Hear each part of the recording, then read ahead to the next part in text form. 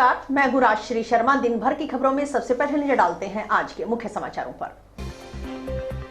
OPS लागू करवाने के लिए क्रमिक भूख हड़ताल, रेलवे कर्मचारियों का रेलवे स्टेशन परिसर में धरना प्रदर्शन। ऑफलाइन ऑब्जेक्शन हटवा बीमा क्लेम का भुगतान करवाने की मांग। किनानिया व शोनाथपुरा के किसानों ने जिला कलेक्टर को सौंपा ज्ञापन। सादगी की प्रतिमूर्ति थे लाल बहादुर शास्त्री, बोले दादरी। लाल बहादुर शास्त्री की पुण्यतिथि पर पुष्पांजलि कार्यक्रम। प्रधानमंत्री आवास योजना का लाभ दिलवाने की मांग। ग्राम पंचायत किशनपुरा दिखनादा के ग्रामीणों ने जिला कलेक्टर को सौंपा ज्ञापन। और अब समाचार विस्तार से। नई पेंशन स्कीम को खत्म कर पुरानी पेंशन स्कीम की बहाली की मांग को लेकर संयुक्त मंच national joint council for action के आह्वान पर एआईआरएफ व एनएफआईआर के बीकानेर मंडल की हनुमानगढ़ शाखा के रेलवे कर्मचारियों की 4 दिवसीय क्रमिक भूख हड़ताल गुरुवार को संपन्न हो गई। गुरुवार को अंतिम दिन भी 6 रेलवे कर्मचारियों ने हनुमानगढ़ जंक्शन रेलवे स्टेशन परिसर में क्रमिक भूख हड़ताल की। संयुक्त संघर्ष समिति जिंदाबाद जिंदाबाद जिंदाबाद। संयुक्त संघर्ष समिति जिंदाबाद जिंदाबाद जिंदाबाद। NPS go back go back go back. NPS go back go back go back. पुरानी पेंशन स्कीम लागू करो लागू करो लागू करो। पुरानी पेंशन स्कीम लागू करो लागू करो लागू करो। NPS go back go back go back. NPS go back go back go back. संयुक्त संघर्ष समिति जिंदाबाद जिंदाबाद जिंदाबाद। संयुक्त संघर्ष समिति जिंदाबाद जिंदाबाद जिंदाबाद। इनके समर्थन में कई कर्मचारी धरने पर बैठे और मांग के समर्थन में नारेबाजी की। शाखा सचिव सुभाष चंद्र मीणा ने कहा कि पुरानी पेंशन स्कीम लागू करवाने के लिए 21 फरवरी 2023 से हर माह की 21 तारीख को सभी जगह धरने प्रदर्शन किए गए हैं। उसी कड़ी में हनुमानगढ़ में भी धरना प्रदर्शन किया गया, लेकिन ये सरकार की हठधर्मिता है कि उनकी मांग नहीं मानी गई। उन्होंने बताया कि पिछले साल नवंबर माह में हुए गुप्त बैलेट पेपर के जरिए तकरीबन 100% कर्मचारियों का यही रुझान आया कि ओपीएस को लागू करवाने के लिए हड़ताल पर जाना चाहिए।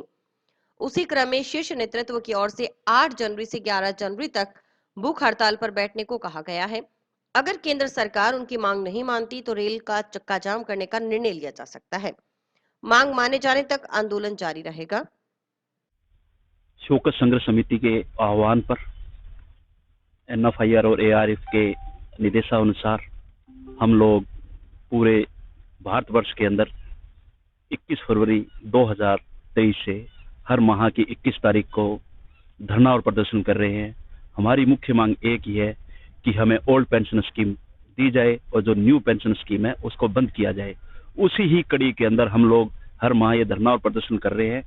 इस धरना प्रदर्शन के अंदर अभी हम लोगों ने 8-9 नवंबर को सीक्रेट बेल्ट के माध्यम से भी हमने मतदान किया, जिसके अंदर ज्यादा लोगों की ये मांग थी कि हमें हड़ताल पे जाना चाहिए। और अब 4 दिन से 8, 9, 10, 11 से पूरे भारतवर्ष के अंदर और बीकानेर मंडल के अंदर भूख हड़ताल पर बैठे हम लोग। और उसी कड़ी में आज हनुमानगढ़ जंक्शन पे भी हम लोग भूख हड़ताल पे बैठे थे। हमारे उच्च पदाधिकारी एवं उच्च शीर्ष नेताओं द्वारा जो हमें आदेश दिए, उस आदेशानुसार ही हम लोग आज यहाँ सवेरे 10 बजे से लेके शाम को 5 बजे तक धरना और प्रदर्शन पर बैठे रहेंगे। मैं आगे क्या रणनीति है? आगे अगर सरकार ने हमारी बात को नहीं माना और हमारे शीर्ष नेताओं द्वारा आह्वान किया गया है कि अगर सरकार नहीं मानती है तो हम लोग रेल का चक्का जाम करेंगे और हड़ताल पे चले जाएंगे। संयुक्त संघर्ष समिति के आह्वान पर ऑल इंडिया स्तर पर ये आह्वान किया गया है कि एनपीएस को खत्म करना है और ओपीएस को लागू करना है। इसी कड़ी में 21 फरवरी 2023 से हर माह की 21 तारीख को सभी रेलवे के अंदर धरने प्रदर्शन किए गए हैं। उसी कड़ी में हनुमानगढ़ में भी किए गए थे। और अगर सरकार हमारी मांग नहीं मानती है तो अभी नवंबर में सीक्रेट बैलेट पेपर के थ्रू ये सभी कर्मचारियों का लगभग 100% यही रुझान आया कि अभी हमें ओपीएस को लागू कराने के लिए हड़ताल पे जाना चाहिए। उसी क्रम में शीर्ष नेतृत्व के द्वारा हमें 8 नवंबर से लेकर 11 नवंबर तक भूख हड़ताल पर बैठने को कहा गया, जिसमें बीकानेर मंडल पर सभी 4 दिन बैठे गए हैं। उसी कड़ी में आज हनुमानगढ़ जंक्शन स्टेशन पर दोनों यूनियनों के शीर्ष नेतृत्व के द्वारा यहाँ पर भूख हड़ताल पर बैठा गया है। और निकट भविष्य में अगर केंद्र सरकार हमारी मांगों को नहीं मानती है तो जल्द ही हम रेल का चक्का जाम करेंगे। लेकिन क्या क्यों नहीं मांगे पूरी हो रही? आपको लगातार आप संघर्ष कर रहे हो। अब ये तो केंद्र सरकार की हठ धर्मित्या है, जो इतना कुछ होने के बावजूद भी वो हमारी मांगों को नहीं मान रही है। जब तक हमारी मांगे नहीं मानी जाएंगी तब तक हम सांस नहीं लेंगे। आने वाले एमपी चुनाव में हमारे तो एक ही ध्येय है, जो गवर्नमेंट हमें ओपीएस देगी हम उसके साथ जाएंगे। ग्राम पंचायत किशनपुरा दिखनादा के आधा दर्जन से अधिक ग्रामीणों ने गुरुवार को जिला कलेक्टर को ज्ञापन सौंपकर प्रधानमंत्री आवास योजना का लाभ दिलवाने की मांग की। जिला परिषद सदस्य मनीष गोदारा के नेतृत्व में जिला कलेक्टर से मिले ग्रामीणों ने बताया कि प्रधानमंत्री आवास योजना के 2011 के सर्वे के अनुसार आवास आवंटन की सूची में उनका नाम दर्ज था, लेकिन पिछले काफी समय से उन्हें प्रधानमंत्री आवास योजना का लाभ नहीं मिला है। उनके अलावा इसी गांव के 20 से 25 परिवारों के नाम भी सूची में दर्ज हैं। उन्होंने योजना का लाभ दिलवाने के लिए कई बार ग्राम पंचायत सरपंच से संपर्क कर अपनी समस्या से अवगत करवाया, लेकिन सरपंच ने कोई संतोषजनक जवाब नहीं दिया। ग्रामीणों ने कलेक्टर को प्रधानमंत्री आवास योजना 2011 की सूची सौंपते हुए बताया कि उनके मकान कच्चे हैं, काफी पुराने और जर्जर हालत में हैं, जो गिरने के कगार पर हैं। इनके कभी भी गिरने से कोई भी घटना हो सकती है, इसलिए उन्हें जल्द से जल्द प्रधानमंत्री आवास योजना का लाभ दिलवाया जाए। आज ग्राम पंचायत किशनपुरा के किसान साथियों के साथ में जिला कलेक्टर मुद्दे के पास आए हैं। 2011 के सर्वे के अंदर इन सब का पीएम आवास योजना में चयनित हुआ था और गांव में बीपीएल परिवार से हैं सारे के सारे। किशनपुरा एक ग्राम पंचायत की बात नहीं, चाहे आप शहरी क्षेत्र में ले लो, चाहे कोई भी ग्रामीण क्षेत्र में ले लो, जहां भी गरीब परिवार है, जिनके सर के ऊपर छत का सहारा नहीं है, कच्चे मकान है, और जो वास्तविक जो बीपीएल परिवार है, उन गरीब परिवारों को उनका हक नहीं मिल रहा है। इसी बात को लेकर आज कलेक्टर मुद्दे पास आए हैं और इन्हें चेताने के लिए भी, जहां भी जिस भी गांव या शहरी क्षेत्र में जहां भी बीपीएल परिवार के लोग हैं जिनका सर्वे में नाम आ चुका है, उन्हें पीएम आवास योजना की जो है सुविधा वो मिलनी चाहिए, क्योंकि गरीब आदमी अगर कल को जोरदार बारिश आ जाए तो ये मकान इनके ऊपर गिर सकते हैं। ऐसी हालत हुई पड़ी है, घरों के अंदर जाने के लिए जगह नहीं है बारिश के टाइम में। इसी बात को लेकर आज जिला कलेक्टर मुद्दे के पास आए हैं और राजस्थान सरकार से हम आपके माध्यम से निवेदन करना चाहते हैं कि जो गरीब परिवार है, जहां भी जिस भी गांव में, उन्हें उनका हक मिलना चाहिए और सर के ऊपर उनके छत का सहारा भी होना चाहिए। जी हाँ जी, मैं गांव किशनपुरा से आए हैं सभी, और सभी गरीब समाज से हैं और इनके क्या मकान गिरने की स्थिति में सभी के, और पीएम आवास योजना में इनका नाम आया हुआ है, फिर भी इनको मकान नहीं मिल रहा है। अब नहीं मिल रहा है, ये क्या कारण है? सरपंच के पास बार बार चक्कर काट रहे हैं, कभी ग्राम विकास अधिकारी के पास चक्कर काट रहे हैं और इनको मकान नहीं मिल रहा है। तो मैं तो आज कलेक्टर साहब के पास यही बात को लेकर आए हैं, इन सभी गरीब परिवारों को मकान मिले। हालात इनकी खराब है, कोई बीमार है, कोई कुछ भी है, तो सभी को बढ़िया मकान मिले इनको। और सूची में तो अगर इनका नाम है, तो मैं कलेक्टर मोदी से ही निवेदन करूंगा भी इनको मकान मिले जल्द से जल्द। सूची में लगभग 150 जनों का नाम है जी। क्यों, क्या कारण था? अब कारण तो सरपंच और ग्राम विकास अधिकारी हमारे पिछले 5 साल से टिका नहीं। 8 ग्राम विकास अधिकारी गांव में आते हैं चले जाते हैं, और आज तक एक भी ग्राम अधिकारी 2 महीने से ज्यादा नहीं रहा। तो इसी कारण से जो वंचित रह गए लोग आवास पीएम आवास योजना से, तो हम कलेक्टर साहब को ये कहना चाहते हैं भी इनको पीएम आवास योजना का मकान मिले। पूर्व प्रधानमंत्री भारत रत्न लाल बहादुर शास्त्री की पुण्यतिथि पर गुरुवार को टाउन स्थित जिला कांग्रेस कमेटी कार्यालय में पुष्पांजलि कार्यक्रम हुआ। जिलाध्यक्ष सुरेंद्र दादरी की अध्यक्षता में आयोजित कार्यक्रम में कांग्रेस जनों ने लाल बहादुर शास्त्री की तस्वीर पर माला एवं पुष्प अर्पित कर श्रद्धा सुमन अर्पित किए। सभी कांग्रेस जनों ने शास्त्री के व्यक्तित्व से प्रेरणा लेने का संकल्प दोहराया। जिलाध्यक्ष सुरेंद्र दादरी ने कहा कि लाल बहादुर शास्त्री सादगी की प्रतिमूर्ति थे। वे भारतीय इतिहास के एक स्तंभ एवं सादगी के प्रतीक थे। वे स्वभाव से विनम्र, उच्च आत्मसम्मान और नैतिकता के साथ एक उच्च अनुशासित, सहनशील और महान व्यक्तित्व के धनी थे। देश हित में शास्त्री का योगदान काफी महत्वपूर्ण रहा। उन्होंने 26 जनवरी 1965 को देश के जवानों और किसानों को अपने कर्म और निष्ठा के प्रति सुदृढ़ रहने और देश को खादी क्षेत्र में आत्मनिर्भर बनाने के उद्देश्य से जय जवान जय किसान का नारा दिया। ये नारा देश में आज भी लोकप्रिय है। दादरी ने कहा कि शास्त्री ने भारत के भविष्य को बनाने में महत्वपूर्ण भूमिका निभाई। अपनी सफल कार्यकुशलता के कारण देश में वे काफी लोकप्रिय प्रधानमंत्री रहे। लाल बहादुर शास्त्री एक कर्मठ और ईमानदार नेता थे। वे अपने बारे में न सोचकर देश की उन्नति और विकास के लिए सोचते थे। उनके जीवन में अनेक विपत्तियां आई, लेकिन उन्होंने उनका सामना धैर्य और ईमानदारी से किया।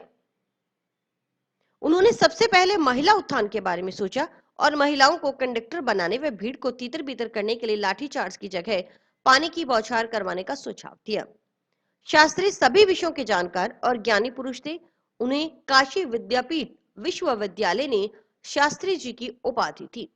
शास्त्री का नाम भारतीय इतिहास में स्वर्णिम अक्षरों में लिखा जाता है। भारतीय इतिहास में उनकी ओर से किए गए उत्कृष्ट और सराहनीय कार्यों से हम सभी को प्रेरणा लेने की जरूरत है। हमारे देश के पूर्व प्रधानमंत्री स्वर्गीय श्री लाल बहादुर शास्त्री जी की आज पुण्यतिथि है। उस पुण्यतिथि के अवसर पर जिला कांग्रेस कमेटी द्वारा उनको श्रद्धा सुमन अर्पित किए गए। लाल बहादुर शास्त्री जी देश के द्वितीय प्रधानमंत्री 9 जून 1964 को बने थे और 11 जनवरी 1966 तक लाल बहादुर शास्त्री जी प्रधानमंत्री रहे। लाल बहादुर जी के जीवन के बारे में सब जानते हैं कि उनके जैसा सादगी वाला व्यक्तित्व प्रधानमंत्री बनने के बावजूद उनका मकान तक नहीं था। और स्वतंत्रता आंदोलन में भी वो गांधी जी के विचारों से प्रभावित होकर उन्होंने स्वतंत्रता आंदोलन में भाग लिया और प्रधानमंत्री बनने के पहले नेहरू जी की प्रधानमंत्री के साथ वो रेलवे मंत्री और विभिन्न मंत्रालयों के मंत्री भी रहे। और प्रधानमंत्री बनने के बाद में उन्होंने जो हरित क्रांति और श्वेत क्रांति के जनक माने जाते हैं लाल बहादुर जी, और उन्होंने जय जवान जय किसान का नारा दिया। ये तो बीजेपी की शुरू से ही फितरत है कि वो कोई योजना तो लेके आती नहीं। कांग्रेस चाहे पूरे केंद्र के अंदर चाहे कांग्रेस की सरकार रही हो और तो राज्य के अंदर कांग्रेस की सरकारें रही हो, हमेशा जितने भी बड़े काम हुए कांग्रेस की सरकारों ने किए। बीजेपी के पास अपने पास गिनाने के लिए कोई उपलब्धि नहीं है और ये जब जब सरकार में आती है तो कांग्रेस की योजनाओं को बंद करती है और जो योजनाएं होती है उनको अपने नाम से ये शुरू करती है। इनके पास कोई भी उपलब्धि अपनी नहीं है। पीएमएफवाई के तहत रबी सीजन 2022-23 में सरसों व गेहूं फसल प्रयोग कटाई के उपरांत लगाए गए ऑफलाइन ऑब्जेक्शन हटवाने की मांग के संबंध में टिब्बी तहसील के गांव खिनानिया व शोदानपुरा के किसानों ने गुरुवार को जिला कलेक्टर को ज्ञापन सौंपा। ग्रामीण ओम प्रकाश के अनुसार खिनानिया पटवार मंडल में रबी फसल 2022-23 में सरसों फसल कटाई प्रयोग किया गया। एआईसी कंपनी के प्रतिनिधि की मौजूदगी में फसल कटाई प्रयोग किया गया। एआईसी कंपनी के प्रतिनिधि की मौजूदगी में फसल कटाई का प्रयोग किया गया, लेकिन एआईसी कंपनी के प्रतिनिधि की ओर से करीब 45 दिन बाद ऑफलाइन ऑब्जेक्शन लगा दिया गया। ये ऑब्जेक्शन सरासर गलत और निराधार है, क्योंकि कंपनी प्रतिनिधि की मौजूदगी में पूर्णतः नियम प्रक्रिया के अधीन फसल कटाई प्रयोग किया गया। फिर भी कंपनी की ओर से अपनी मनमर्जी से फसल कटाई प्रयोग गलत मानते हुए ऑफलाइन ऑब्जेक्शन लगा दिया गया है। सरसों फसल का 123 पटवार मंडल के प्रयोगों पर फसल कटाई प्रयोग ऑब्जेक्शन थी, उसमें से 64 पर हटा दिए गए हैं और 59 पर अभी बाकी हैं। 26 नवंबर 2023 को कंपनी की ओर से जो रिपोर्ट दी गई है उसमें खिनानिया पटवार मंडल का अभी नाम पेंडिंग है। ऑब्जेक्शन न हटने के कारण बीमा क्लेम का भुगतान नहीं हो रहा। किसानों ने कंपनी की ओर से लगाए गए ऑफलाइन ऑब्जेक्शन को हटवाकर फसल बीमा क्लेम का तुरंत भुगतान करवाने और गेहूं फसल की कटाई प्रयोग में वजन की विसंगति के कारण अटके गेहूं फसल की बीमा क्लेम का भी भुगतान करवाने की मांग की। सोदानपुरा खनानिया से है, खनानिया ग्राम पंचायत से हमारे रवि का 22-23 का बीमा क्लेम अटका हुआ है। उसके लिए हमें कलेक्टर साहब से मिलने के लिए आए। कारण क्या है? कारण मतलब क्या है कि बीमा कंपनी ने उस पर नोट लगा रखा है। तो भाई वो ऑब्जेक्शन तो वो हमें क्या पता क्या लगा है, लेकिन बीमा हमारा आया नहीं है, मतलब बंद कर दिया। वो कहते हैं कि ये ऑफलाइन है, आपने शिकायत की, इसकी ऑनलाइन होनी चाहिए। और वो भी क्या है कि लगाया हमारा 1.5 महीने के बाद में लगाया गया है। 6-7 बार आ गया और मैं बार बार उठावा बीमा कंपनियां चक्कर काटता फिर आखिरी रात तो आज मैं कलेक्टर साहब के पेश होना होता है। सुनवाई तो कलेक्टर साहब को जाऊंगा, सुनवाई नहीं करेंगे तो कोई और सोचांगे इसी ऊपरी कोई जगह होती होगी। किसान हमारे जी मतलब 2 गांव है, खिनानपुरा एक पटवार मंडल है। पटवार को पूरा रुकेड़ो है। मारो 22-23 को सरसों बीमो रुकेड़ो है रब्बी को, तो वो बीमो में मांगा बीमो मारो मंजूर भी हुई है। बीमा कंपनी तालम टोल कराए वह कहें कि मैं देखिए वो बीमो ज्यादा हो गयो, फलान हो गयो, दिखड़ हो गयो, इस हिसाब से। तो मैं बैठा कृषि विभाग में तो अधिकारियों मिलिया, वह मैंने कहे वो कि आज 11 तारीख है, आज कलेक्टर साहब की मीटिंग है, तो भी मीटिंग खातर मैं अठाया, वो मीटिंग में के बने के नहीं बने, हमारी तो मीटिंग चलेगी और बैठे वह बीमा कंपनी वाला ही आवेगा। तो अब आगे देखो के बने वो फिर आंदोलन करांगा। टाउन के राजकीय नेहरू मेमोरियल स्नातकोत्तर महाविद्यालय में आयुक्तालय कॉलेज शिक्षा राजस्थान जयपुर के आदेशों की पालना में चल रहे महाविद्यालय स्तरीय खेल सप्ताह के चौथे दिन गुरुवार को छात्र छात्रा वर्ग के एथलेटिक्स के मुकाबले हुए। छात्र छात्राओं ने 100 मीटर, 200 मीटर, 400 मीटर दौड़, गोला फेंक सहित एथलेटिक्स की अन्य प्रतियोगिताओं में दमखम दिखाया।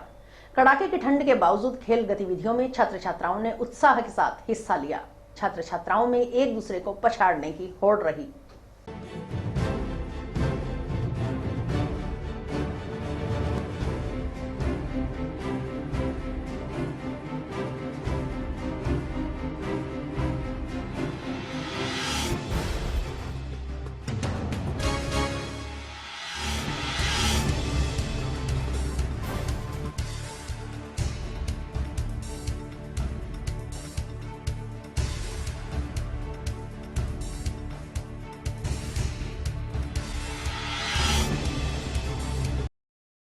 जुड़े हुए हमारे महाविद्यालय के समस्त कार्मिकों और महाविद्यालय के जो इस प्रतियोगिता में भाग लेने वाले प्रतिभागियों और विद्यार्थियों, सर्वप्रथम मैं आपको आज इस मौसम में भी आप काफी संख्या में उपस्थित है, इसलिए मैं आपका आभार व्यक्त करता हूं।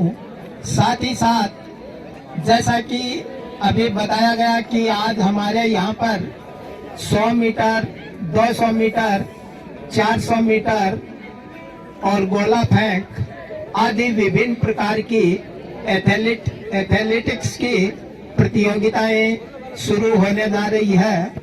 अतः जितने भी प्रतिभागी हैं उन्होंने जो रजिस्ट्रेशन करा दिया उसके हिसाब से यहाँ पर तैयारी करके जैसे भी उनको कॉल किया जाए तो समय अनुसार वो इसमें भाग ले। साथ ही साथ जो हमारे यहाँ पर रेफरी है या इस खेल को आयोजित करवाने वाले जितने भी हमारे इसमें महाविद्यालय के जो संकाय सदस्य या कार्मिक हैं उनके बताए गए नियमों और निर्देशों की आप पालना करेंगे। आयुक्तालय के निर्देशानुसार महाविद्यालय में दिनांक 8/1/2024 से 13 तक एक खेल सप्ताह का आयोजन किया जा रहा है। आयुक्तालय के आदेशों के अनुसार नियमित विद्यार्थियों के शारीरिक विकास हेतु, उनमें बौद्धिक क्षमताओं के विकास हेतु, अनुशासन हेतु, उनमें एक टीम स्पिरिट की भावना का विकास करने के लिए खेल आयोजित किए जाने जरूरी है। और इसी के तहत 8 तारीख से 13 तारीख तक महाविद्यालय में खेल सप्ताह का आयोजन किया जा रहा है, जिसमें विभिन्न प्रतियोगिताएं जैसे क्रिकेट, कबड्डी, खो खो और इंडोर गेम के रूप में कैरम बोर्ड, चेस आदि प्रतियोगिताओं का आयोजन किया जा रहा है।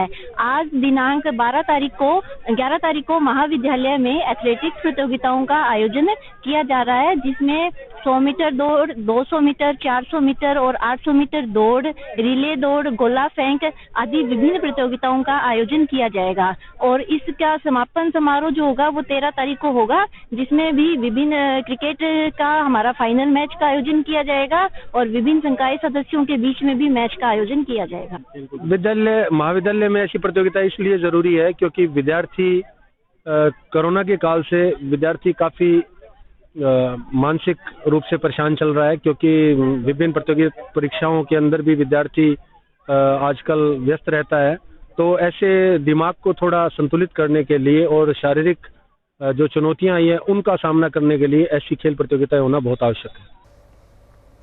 सर्द मौसम में रिश्तों में मिठास व गर्माहट लाने वाला लोहड़ी का त्योहार निकट आ गया है।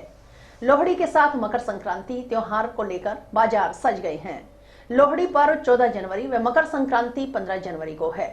दूर दराज रहने वाली अपनी बेटियों व अन्य सगे संबंधियों को लोहड़ी पर्व पर उपहार देने के लिए कपड़े, मिठाई, गहने, ड्राई फ्रूट की खरीदारी शुरू हो गई है। खास तौर से रेवड़ी, गज्जक, मूंगफली, खजूर, गुड़, तिल एवं ड्राई फ्रूट के आइटम मन लुभा रहे हैं। इनकी खरीदारी भी शुरू हो गई है। विगत कई दिनों से जारी कड़ाके की ठंड के कारण जहां लोग घरों में दुबकने के लिए विवश थे, तो वहीं लोहड़ी और मकर संक्रांति पर्व के नजदीक आते ही बाजारों में रौनक एक बार फिर से बढ़नी शुरू हो गई है। ऐसे में ड्राई फ्रूट के दाम काफी बढ़ गए हैं। शहर के सभी बाजारों में तिल की सुगंध, गुड़ की मिठास और गज्जक लोगों को अपनी तरफ खींच रही है। दुकानों के अलावा सड़क के किनारे रेहड़ी पर भी मूंगफली और रेवड़ी की खूब बिक्री हो रही है। मूंगफली और रेवड़ी की सुंदर आकर्षक पैक भी बाजार में उपलब्ध है। लोहड़ी पर मूंगफली और रेवड़ी की सबसे अधिक बिक्री होती है। इसके अलावा पॉपकॉर्न भी लोग खूब खरीदते हैं। जिन परिवारों में नई शादियां हुई होती हैं या जिनके घरों में बच्चे का जन्म होता है, उनमें अपने रिश्तेदारों में लोहड़ी का त्योहार बांटने की परंपरा है। यही कारण है कि ऐसे परिवार एक सप्ताह पूर्व ही खरीदारी कर लोहड़ी बांटने का सिलसिला शुरू कर देते हैं। दुकानदारों की माने तो इस साल मूंगफली, रेवड़ी व अन्य सामान की खूब बिक्री हो रही है। इसको देखते हुए उन्होंने पिछले साल से अधिक सामान का स्टॉक कर रखा है। इस साल मकर संक्रांति के देखते हुए ये लगाई है स्टॉल, हर साल की तरह इस बार भी लगाई है और अभी तक रुझान बढ़िया है और उम्मीद है कि इस बार भी बढ़िया निकलेगा। इस साल काफी मात्रा में माल मंगाया गया है और इसकी तैयारियां चल रही है। आप देख सकते हो इधर भी लगाया और हमारे साथ में भी लगा है। इसमें रेवड़ी है, मूंगफली है, खजूर है, पापड़ी है, खस्ता गच्चक है, बादाम रेवड़ी है। इसमें खास क्या होता है जो ले जाते हैं? इसमें जो बादाम रेवड़ी है वो एकदम सॉफ्ट है, बुजुर्ग बंदा भी खा सकता है, मुंह में जाते ही घुल जाती है वो। और खजूर है ईरान का, वो खास है।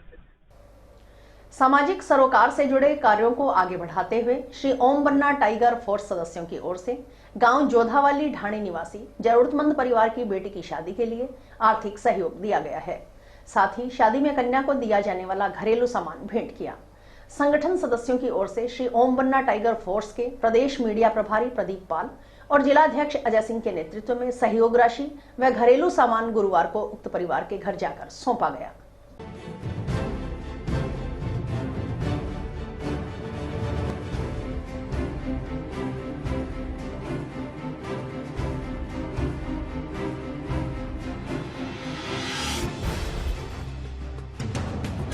श्री ओम बन्ना टाइगर फोर्स की तरफ से आज रावसर के पास जोधावाली ढाणी में 23वां कन्यादान किया गया है, जिसके अंदर की बच्ची को सभी जरूरतमंद का सामान श्री ओम बन्ना टाइगर फोर्स की तरफ से दिया गया है। अतः टाइगर फोर्स सदैव ही अब से पहले समाज सेवी कार्य करता है और आगे भी समाज सेवी कार्य करता ही रहेगा।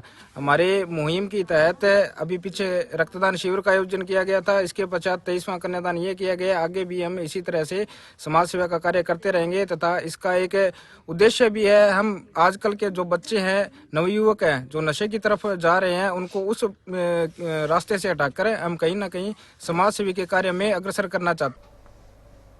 ब्लॉक के राजकीय विद्यालय के द्वितीय श्रेणी एवं अध्यापक लेवल 2 के शिक्षकों का विद्यालय आधारित आकलन प्रशिक्षण शिविर जंक्शन के सामुदायिक भवन में गुरुवार को चौथे दिन भी जारी रहा। 8 जनवरी से शुरू हुआ प्रथम चरण का प्रशिक्षण 12 जनवरी तक चलेगा। द्वितीय चरण का प्रशिक्षण 22 जनवरी से 27 जनवरी तक चलेगा। बच्चे के सर्वांगीण विकास के उद्देश्य की पूर्ति के लिए आयोजित किए जा रहे प्रशिक्षण के लिए व्याख्याता मोनिका बंसल व रामकुमार स्वामी को संदर्भ व्यक्ति नियुक्त किया गया है।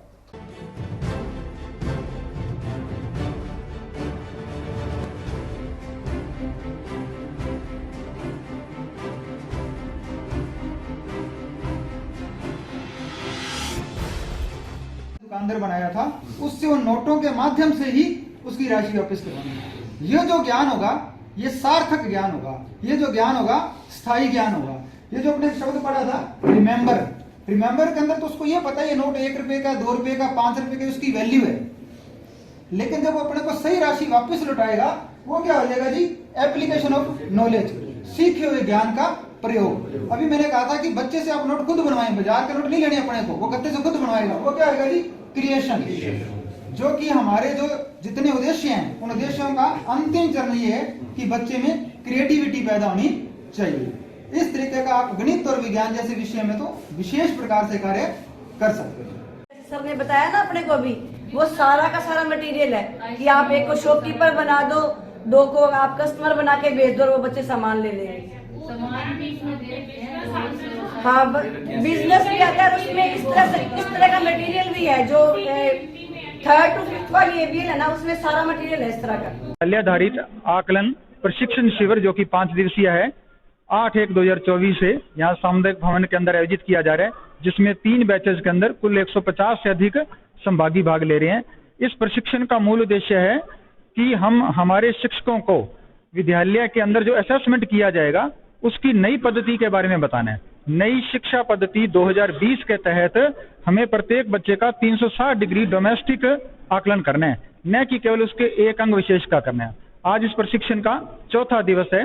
कल सभी परीक्षार्थियों को हमने ब्लूप्रिंट के बारे में बताया था। आज सभी जो संभागी है यहाँ उस ब्लूप्रिंट के आधार पर प्रश्न पत्र निर्माण करना सीखेंगे, जिनमें विभिन्न कौशलों के आधार पर प्रश्न पत्र का निर्माण किया जाएगा और इन सारी गतिविधियों को विद्यालय स्तर पर जाकर अपने बच्चों के ऊपर लागू किया जा सकेगा, ताकि ज्ञान को सार्थक और प्रभावी बनाया जा सके। विद्यालय आधारित आकलन प्रशिक्षण 8 जनवरी से 12 जनवरी तक का पहला चरण है। ये दूसरा चरण इसका शुरू होगा 22 जनवरी से 27 जनवरी तक 5 दिन का चलेगा। इसमें L1, L2, 2nd ग्रेड जो कक्षा 8 तक के बच्चों को पढ़ाते हैं उन सभी शिक्षकों को प्रशिक्षण दिया जाना है। इसका उद्देश्य स्पष्ट हो ही गया कि ये हम बच्चे के सर्वांगीण विकास, उसमें सभी प्रकार की कौशल, दक्षता और उसका सृजन करने की क्षमता, विश्लेषण, सारी चीजें उसको बाहर निकालनी है बच्चे से, ताकि वह अच्छी तरह से अपना सीख पाए। सिंधी समाज की महिलाओं की ओर से लोहड़ी पर्व के उपलक्ष्य में एक स्नेह मिलन व सांस्कृतिक कार्यक्रम का आयोजन यहां भगवान झूलेलाल मंदिर प्रांगण में किया गया। आयोजित कार्यक्रम में समाज की महिलाओं ने बढ़ चढ़कर भाग लिया। इस मौके पर विभिन्न प्रतियोगिताओं का भी आयोजन किया गया, जिसमें महिलाओं ने उत्साहपूर्वक भाग लेकर पुरस्कार जीते। कार्यक्रम में अतिथि के तौर पर हेमलता मंगनानी व अनीता दरियानी ने कार्यक्रम में भाग लिया।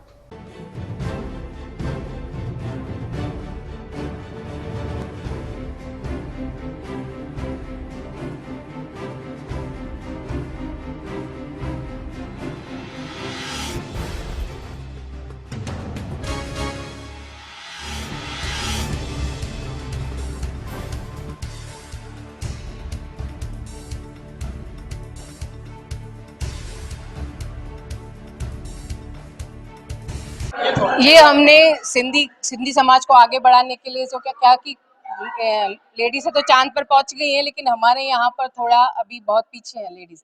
उनको कहीं आने जाने के लिए कोई जगह ढूंढनी पड़ती है, कहीं प्रोग्राम देखने लिए पड़ते हैं। तो उस वजह से हमने ये मकर संक्रांति जिसको हम सिंधी में उत्तरायण कहते हैं, उसको बढ़ावा देने के लिए, सिंधी समाज को आगे बढ़ाने के लिए और आज यहाँ की जो महिला है उनको आगे बढ़ाने के लिए हमने प्रोग्राम आयोजित किया, जिसमें हमारे सिंधी समाज की पूरी महिलाओं ने इसमें बहुत बढ़ चढ़ के हिस्सा भी लिया है और हमें बहुत तारीफें मिल रही हैं कि हम इस प्रोग्राम को आगे और भी करते रहेंगे। ये हमारा दूसरा प्रोग्राम है। वैसे पिछली बार हमने तीज का रखा था तो हमें कॉन्फिडेंस आया कि हमारा अच्छा गया। लेडीज घर से बाहर निकल कर एंजॉय कर रही है। डेली का डेली हम घर पे जो करते हैं होमवर्क, इससे बाहर निकल के हम कुछ अलग सा करें और हमने अपना सिंधी मंदिर को चुना ताकि सिंधी समाज के मिलकर हमने ये कार्यक्रम रख सके और आगे जा सके। और ऐसे ही कार्यक्रम हमारे आगे होते रहे, हमें थीम मिलती रहेगी। जिस तरह से उन्होंने हमें समझाया भी हमारे यहाँ के मुख्य इंचार्ज ने कि आगे हम सिंधी पर्व पे कुछ स्पेशल करेंगे, तो आगे हम हमेशा कोशिश करेंगे लेडीज भी 2 घंटे निकल कर घर से अपना एंजॉय कर पाए और अपनी इस संस्कृति को कायम रखें। प्रोग्राम हमने मकर संक्रांति के उपलक्ष्य में किया है, अपने सिंधी समाज के लिए किया है, अपने सिंधी समाज को आगे लाने के लिए किया है। हर समाज का प्रोग्राम होता है, हम भी चाहते हैं हमारा सिंधी समाज सबसे आगे हो।